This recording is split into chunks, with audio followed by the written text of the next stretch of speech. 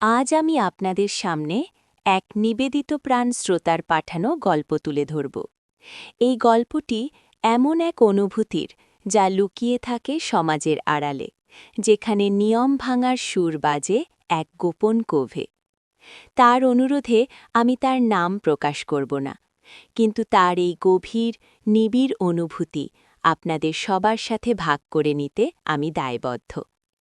এই গল্পটি শেষ হওয়ার পর আমি আপনাদের আমার ব্যক্তিগত আইএমও নাম্বারটি দেব, তাই পুরো গল্পটি মন দিয়ে শুনুন, কারণ ওই একটি নম্বর পাওয়ার সুযোগ শুধু শেষ পর্যন্ত টিকে থাকা শ্রোতাদের জন্যই।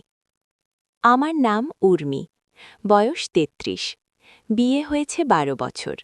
স্বামী অরিন্দম, এক শান্ত সম্ভ্রান্ত পরিবারের ছেলে, সরকারি চাকরি করে।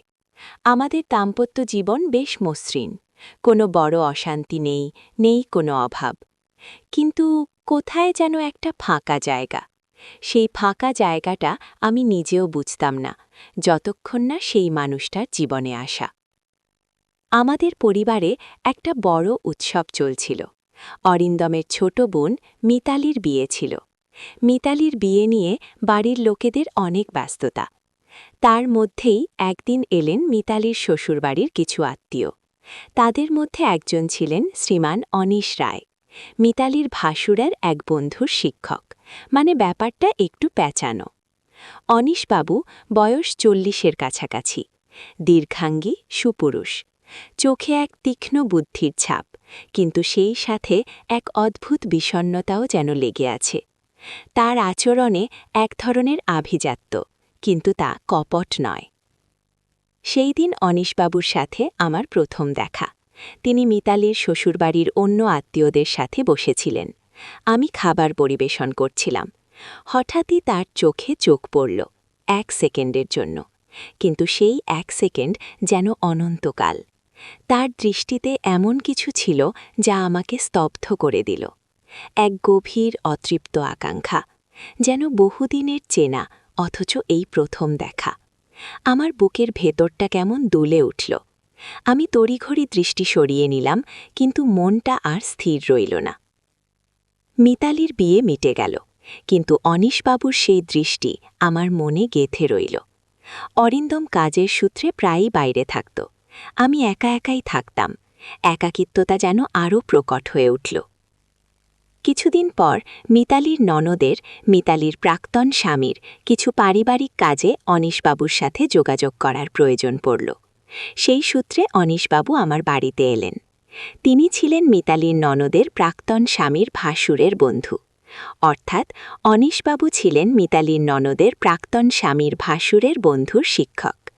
এই জট পাকানো সম্পর্কটা একটু সরল করা যাক। মিতালির ননদের বিয়ে ভেঙে গিয়েছিল। সেই প্রাক্তন স্বামীর, নাম দেব না, পরিবারে এক বড় ঝামেলা হয়েছিল। সেই ঝামেলায় অনিশবাবু মিতালির ননদের প্রাক্তন স্বামীর ভাসুরের বন্ধুর শিক্ষক হিসেবে এসে মিতালির ননদের প্রাক্তন স্বামী ও তার পরিবারের পাশে দাঁড়িয়েছিলেন। এখন মিতালির ননদের কিছু জরুরি পারিবারিক কাগজপত্রের ব্যাপারে অনিশবাবুর সাহায্যের প্রয়োজন ছিল। এই সব কাগজপত্রের দায়িত্ব অরিন্দমের ওপর ছিল। অরিন্দম সেই কাজটা করতে একটু দ্বিধাগ্রস্ত ছিল, তাই অনিশবাবু নিজের উদ্যোগে উর্মিকে, অর্থাৎ আমাকে ডেকে পাঠালেন। অনিশবাবুর বাড়িতে আমি প্রথম গিয়েছিলাম। মস্ত এক পুরনো দিনের বাড়ি, তেতলা, লিফটের ব্যবস্থা নেই। সিঁড়ি দিয়ে উঠতে উঠতে হাঁপিয়ে গিয়েছিলাম। অনিশবাবু নিজে এসে দরজা খুলে দিলেন। সেদিনও সেই একই দৃষ্টি। আমি যেন আবার সেই অতল সমুদ্রে ডুবে গেলাম।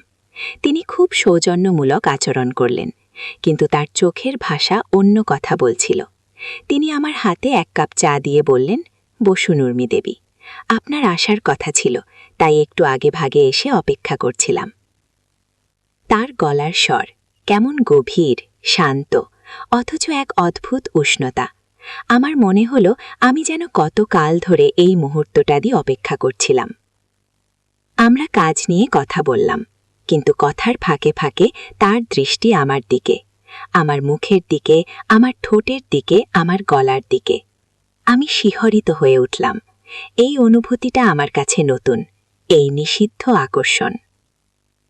তারপর থেকে মাঝে মাঝেই অনিশবাবুর সাথে আমার যোগাযোগ হতে লাগল, কখনো ফোন, কখনো বাড়িতে আসা। অরিন্দম জানত আমি মিতালির ননদের প্রাক্তন স্বামীর পারিবারিক কিছু কাগজপত্রের ব্যাপারে অনিশবাবুর সাথে যোগাযোগ রাখছি।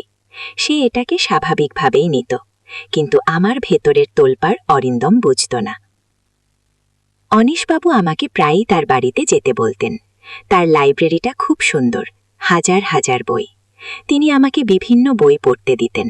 আমরা সাহিত্য, দর্শন, শিল্পকলা নিয়ে ঘণ্টার পর ঘণ্টা কথা বলতাম। আমার মনে হতো আমি যেন এক নতুন পৃথিবীর সন্ধান পেয়েছি। অরিন্দম বই পড়ত, কিন্তু তার জগৎটা ছিল সীমাবদ্ধ। অনিশবাবুর জগৎ ছিল বিশাল, আলোকময়। একদিন এক ঝড় বৃষ্টির দিনে আমি অনিশবাবুর বাড়িতে গিয়েছিলাম। অরিন্দম বাড়ির বাইরে ছিল, আমি একা। অনিশবাবু আমাকে চা দিলেন। আমরা বই নিয়ে কথা বলছিলাম। হঠাৎ বাইরে বিদ্যুৎ চমকালো। সেই আলোয় তার মুখটা স্পষ্ট দেখতে পেলাম। তার চোখে সেই গভীরতা, সেই আকর্ষণ। আমার হৃদস্পন্দন বেড়ে গেল। আমি অনুভব করলাম আমার প্রতিটি লোমকূপ যেন জেগে উঠেছে। তিনি আমার দিকে এগিয়ে এলেন, তার হাত আমার দিকে বাড়ালেন। আমি কি করব বুঝতে পারছিলাম না। আমার শরীর যেন অবশ হয়ে আসছিল। তিনি আমার হাত ধরলেন। তার স্পর্শে এক অচেনা শিহরণ। আমার মনে হলো আমি যেন মেঘের ওপর ভাসছি। তিনি আমার কানের কাছে মুখ এনে ফিসফিস করে বললেন, উর্মি, তোমার চোখে আমি কি দেখেছি? এ কি শুধু আকর্ষণ, নাকি তার চেয়েও বেশি কিছু? আমার গলা দিয়ে কোনো শব্দ বের হলো না। আমি শুধু তার চোখের দিকে তাকিয়ে রইলাম। সেই চোখে আমি আমার নিজের প্রতিবিম্ব দেখতে পেলাম, আমার নিজের ভেতরের সেই চাপা আকাঙ্ক্ষা, যা এতদিন আমি নিজেও বুঝিনি।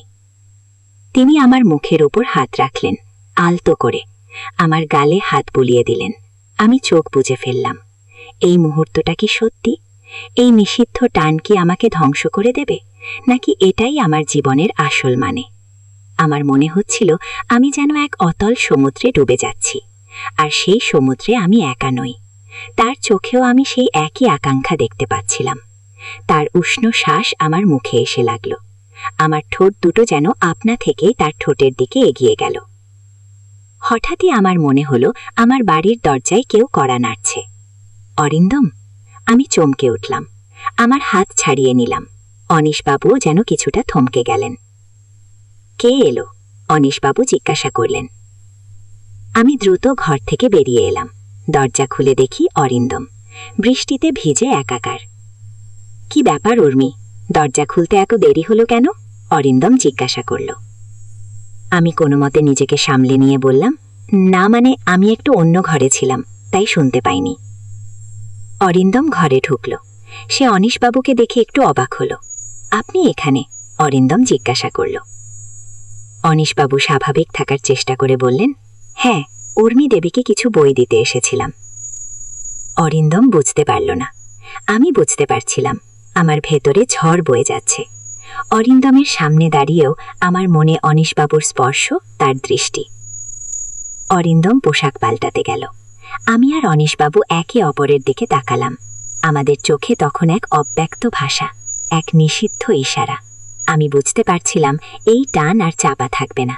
এই সম্পর্কের পবিত্রতা নষ্ট হতে চলেছে। কিছুক্ষণ পর অনিশবাবু চলে গেলেন। অরিন্দম তখনও ঘরে ঢোকেনি। আমি জানালার পাশে দাঁড়িয়ে রইলাম। বৃষ্টির ছাট এসে মুখে লাগছে। আমার মনে হলো আমি যেন এক নতুন পথে পা বাড়িয়েছি, এক বিপজ্জনক পথে। এই পথ আমাকে কোথায় নিয়ে যাবে আমি জানি না, কিন্তু আমি থামতে পারছি না। আমার IMO নাম্বারটি পেতে হলে অবশ্যই কমেন্ট করে জানান। পরের পর্বে এই গল্পের আরও অনেক অজানা দিক উন্মোচিত হবে। সাবস্ক্রাইব করতে ভুলবেন না।